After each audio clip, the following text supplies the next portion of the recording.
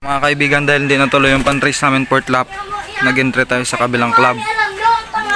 75 kilometers pooling. 10 lang kami nag-entry. Hoy, huwag maingay. May mga ano dito. Huwag kayo magsalita ng masama ha. Ikaw, isa ka pa dagol. Ay siya. Ayun, tinigil natin. Nagsasalita kasi masama eh. Sa marinig ko pa, painumin kita ng reload dagol. Tingnan mo. Ito oh.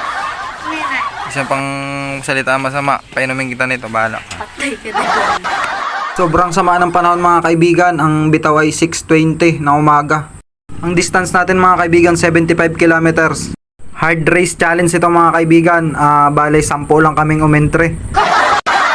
Maganda sana si Gabon yung naka-entre kaso buong maghapon siyang basa.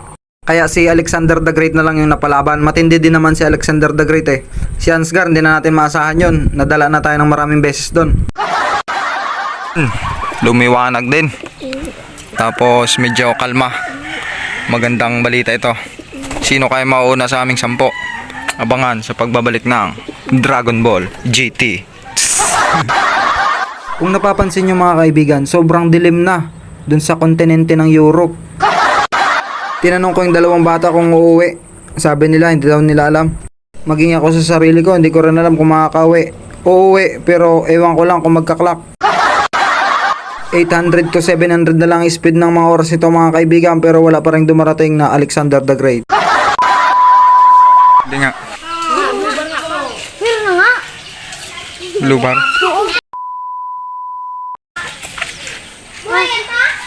Ayan o. Yawa ka. Hindi. Wala pa. Wag lang tala, wag lang. Saan galing yan to? We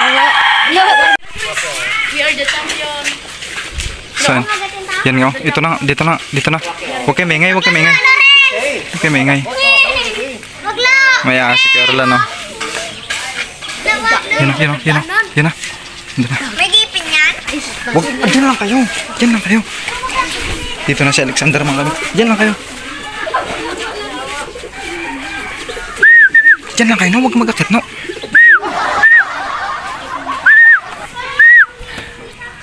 Alexander pasok. Lumusot mga kaibigan sa ulan. 670. Hindi pa, wala pa, hindi pa alam. Tingnan pa natin 670 speed. Lumusot sa ulan, payat na payat to. Bumusak sa ulan. Ayun mga kaibigan, bale 3 lang kaming nag-clock. Pang second tayo, nasipa tayo na Idol Simon Romano, lakas ng ibon. Pinaliguan na rin natin si Alexander the Great kasi sobrang dumi niya kanina, halos puno ng ipot, maging yung kanyang buntot at pakpak.